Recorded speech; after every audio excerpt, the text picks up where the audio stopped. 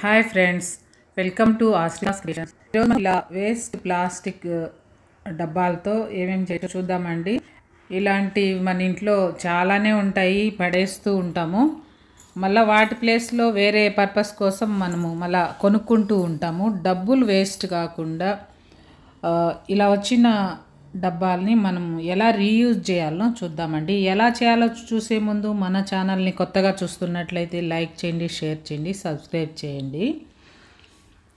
ఇవి మ్యాగీ బాక్సులు అండి.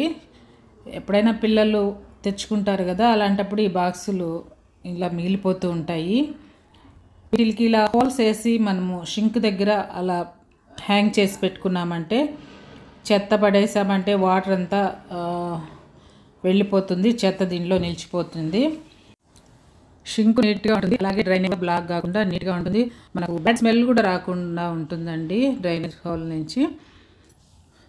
ఇలా థ్రెడ్తో మనము రెడీ చేసుకొని ఎక్కడైనా ఒక కొట్టైనా సరే, ఇలా ఒక వాటర్ బాటిల్ మూతకి 2 సైడ్ టేప్ ఉంటుంది కదా, డబల్ టేపు, దాంతో అంటించుకొని దానికి ఇలా తగిలించుకోవచ్చు.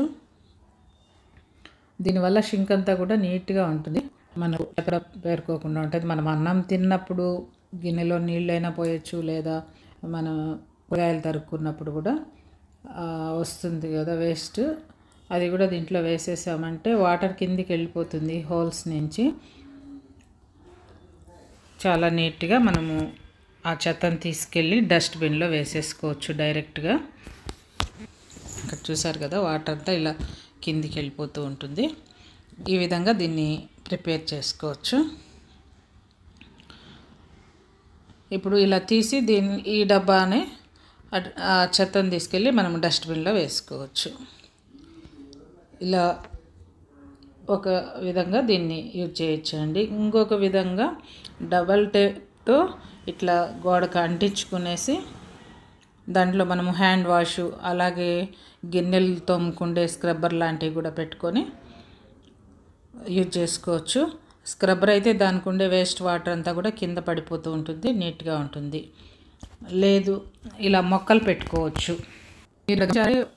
ఒక బాక్స్లో నేను కప్రిల్లాక్ చెట్టు పెట్టాను, దాంట్లో అదే రైట్ సైడ్ మీరు గమనించారంటే వాటర్ బాటిల్ కట్ చేసి దాంట్లో కూడా మొక్కలు పెట్టున్నాను.